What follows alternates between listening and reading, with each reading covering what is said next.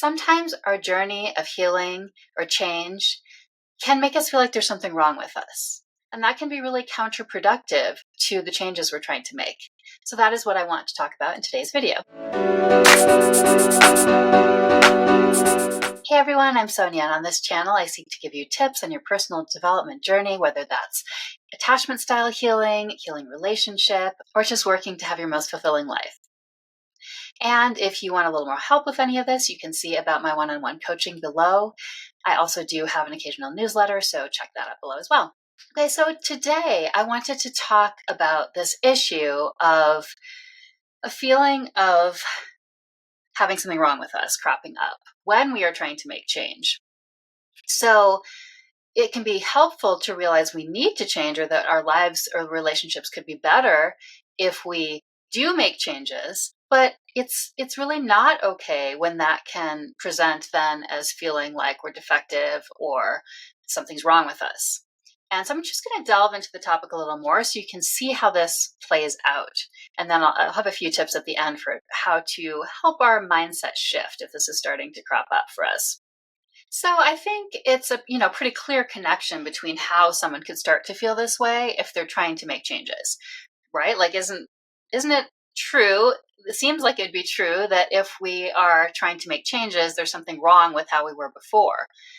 And I think that's going to, I'm going to get into the mindset shift of this later, but how this could look, especially like in a relationship, let's just use the example of trying to change a relationship dynamic. Maybe you're learning more about attachment style healing, and so you're trying to shift dynamics within a relationship, even as you do your own attachment style healing. So let's say that you're doing that and then a particular interaction doesn't go the way you want. And, maybe especially because you have more insight now, you can see some of like the things that you wish that you could do better. Maybe you didn't quite preface it the way you wanted and the person got immediately triggered, for example.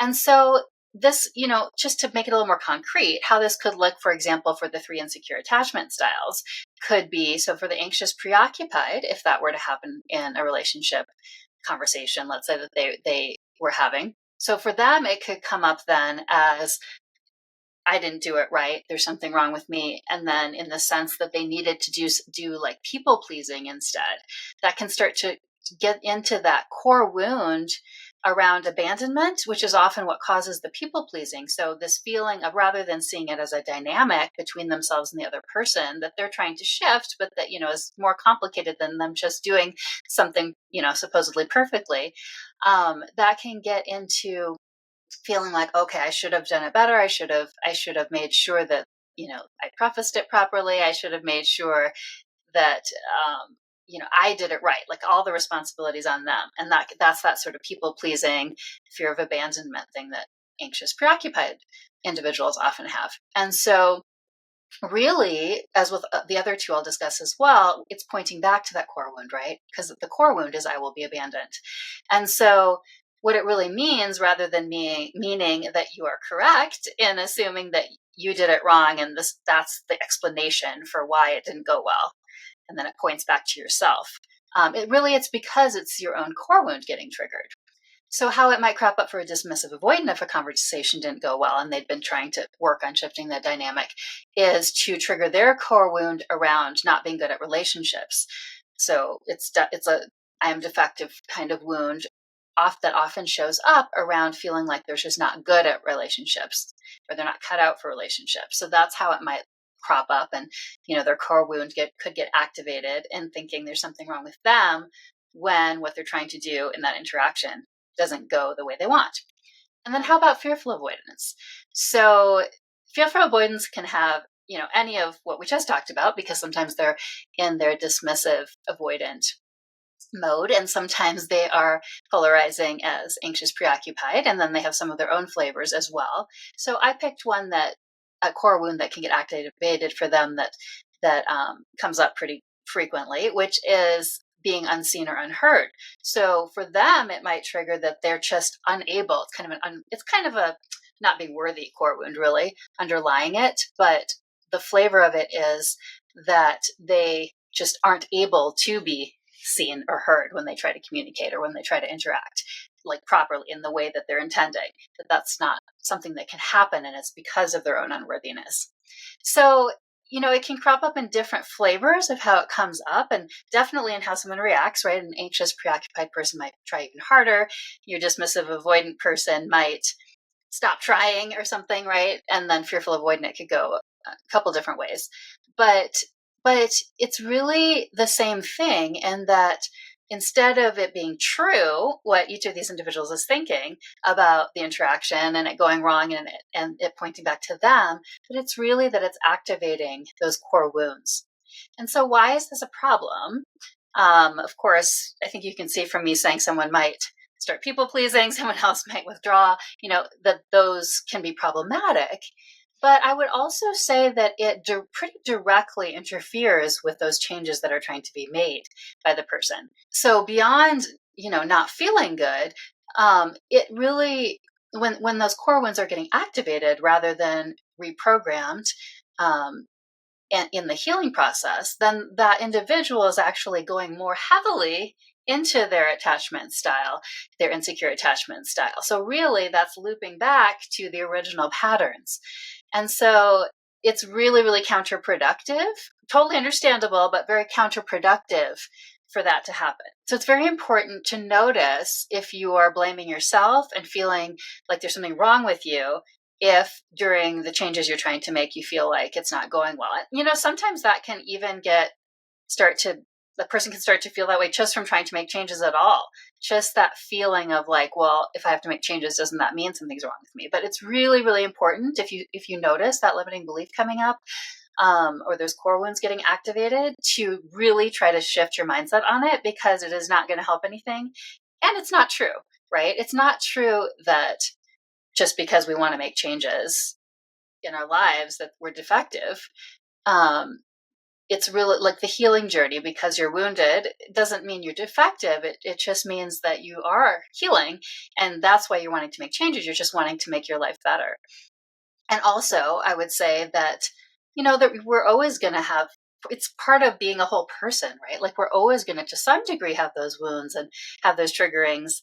And sometimes there's like flavors of who that makes us, like anxious preoccupieds, for example, can be really, really wonderful and like connective people holding the glue together in a group, for example. And so it's not like it's all bad in terms of some of the qualities that have cropped up in someone's personality and how they interact because of something that was a wounding in a lot of ways.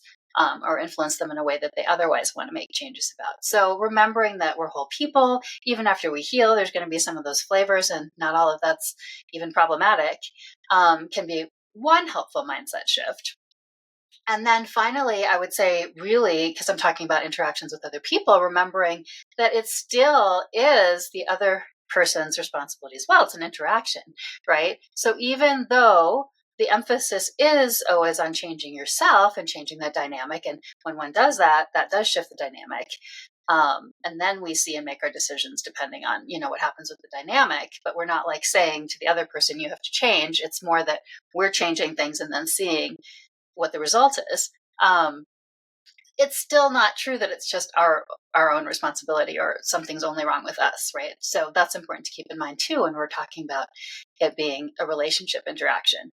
So let's get into a few mindset shifts. I started to talk about some of them already that can be helpful if you find this happening to you. If you find yourself feeling like either I'm planning to do all these changes, that must mean there's something wrong with me, or you're trying to do some changes and it doesn't go well, and then you think that loops you back to something being wrong with you. So noticing that is really important.